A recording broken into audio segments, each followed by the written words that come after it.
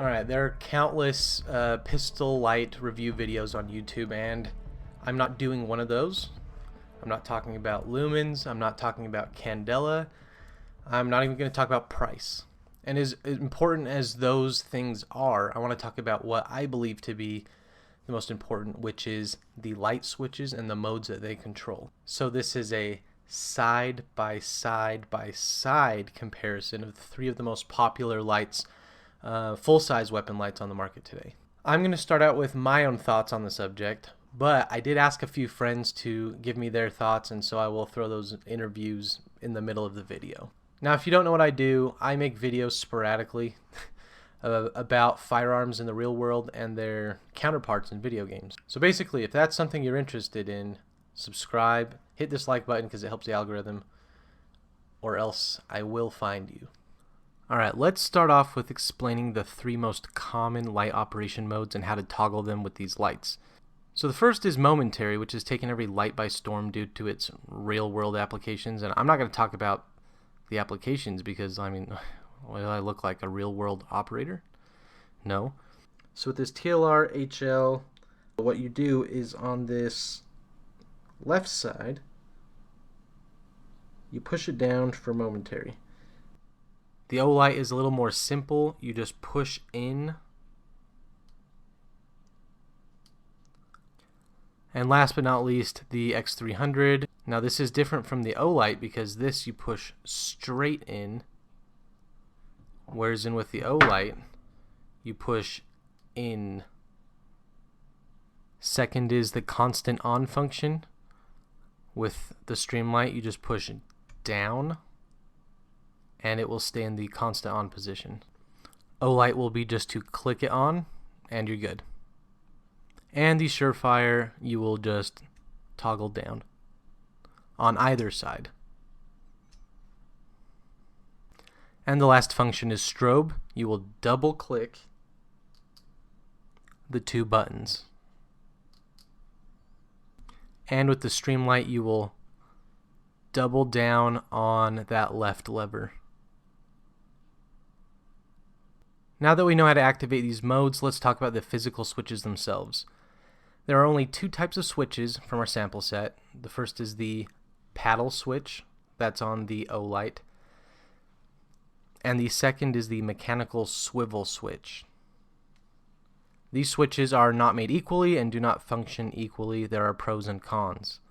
Now let's take a look at those pros and cons with the paddle style switch. The initial pro that I see is that it's easy to activate. I mean, depending on who you're talking to, the side paddle is the most simple to operate out of the bunch. The current lights that I know with this style of switch are the O lights and the Enforce lights. The second pro is that it's pretty consistent.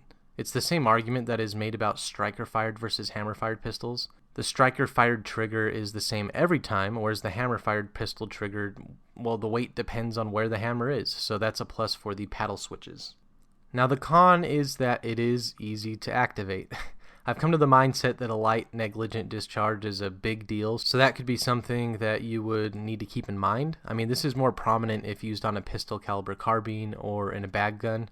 Your battery might die or you might burn a hole through your bag, who knows. Now this brings us to the pros and cons of the mechanical type switches. The first pro to these is that the switches seem to be more ergonomic to the way your fingers work on a pistol. Up and down motions are easier for my thumb than a press inward, kind of like this, instead of that, as well as a swipe down with your trigger finger depending on the switch. But keep that in mind because it does come up in the next section where my friends give their thoughts on the mechanical switches. The next one is a con, and it's that these mechanical switches, due to the way they're built and the leverage applied to them, the switches can break off much easier. I know somebody who had their Surefire switch arm break on them like the second time they were using it training. But that does lead into a pro, and that is that there is an aftermarket support for Surefire, X300, and Streamlight. These switches are made by Filster, which allow you to customize the switches specifically the way you want to by giving you the option to have longer, shorter, or kind of a mix of both.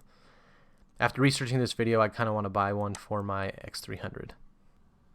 Alright, now we come to the section where I ask a couple of my friends what they think is their preferred switch and why. Which one felt more natural to you? I think the button press one. Really? Yeah, to be honest, I like, even though I have long fingers for some reason, like this one's easy to kind of to switch. A lot easier than this one, it seemed like. I think this one was the one I was like fumbling to press up afterwards. Yeah, that's just too much for me. Yeah. Like, you don't have a lot of time to think about. Yeah, I'd rather just know that I'm clicking rather than, okay, did I get it all the way down? Yeah. Which switches feel more natural? Natural.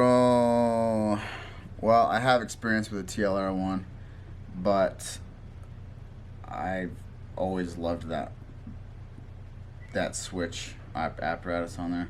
The Olight, for me, it's a toss-up between the Olight and the Streamlight. I do really like the click on. I like that I can still momentary just by holding it and then release it, or just click it on, click it off. Yeah. I really like that a lot. I don't know. It's kind of a toss-up for me between those two. The X300, not terrible, but definitely my least favorite out of the three. This switch is really stiff and it's hard to hit, hard to both turn on and off. Yeah. I do like that you can momentarily press like that. I like that a lot, and that's probably what I'd use the most.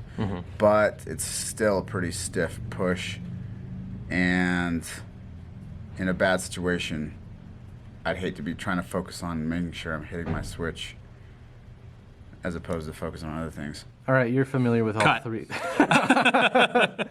All right, you're familiar with all three of these lights. What switch feels the most natural to you? What would you take? I own both of these. Okay. I like them for different purposes. This is a more natural momentary, because it's just a press forward. Yeah. As opposed to a press in, which I don't like anything, including serpent holsters, where you have to press in toward the trigger, especially in a volatile situation. This, with the muscle memory gained once you actually use it for a while, is easy to activate, either momentary or constant. I wish that it was switchable for left-handers, because it is the opposite on the other side. Or if they copied Surefire and had the press in. Yeah. I really, really do enjoy the press in for your momentary. The constant on this is very difficult to actuate. Somebody with my size hands is a little easier, but people that I've let use my stuff with smaller hands definitely have a problem with it. And again, I don't like this. I mean, pressing it feels like it should be going on, but there is another detent in there before it actually does. Yeah. And especially when you're trying to do like momentary, kind of like the Surefire does, huh? Like you try to click in, maybe because you're used to that. So this one, it's easy. As long as you hold it, I believe it's momentary. Yeah. Yeah, because if you just tap it, it's on, but a hold will leave it to momentary. And either way, you do want to use the momentary switches and not do this like Will Smith in I Am Legend. Yeah. Well, my conclusion now is really it just depends on your fingers, the end user's fingers, their finger length. And I think you've seen that stress and adrenaline is brought up quite a few times in this footage. So what is easier for your brain on adrenaline? And so the only way to find out is to train with them instead of just buying whatever light is the cheapest or the most expensive.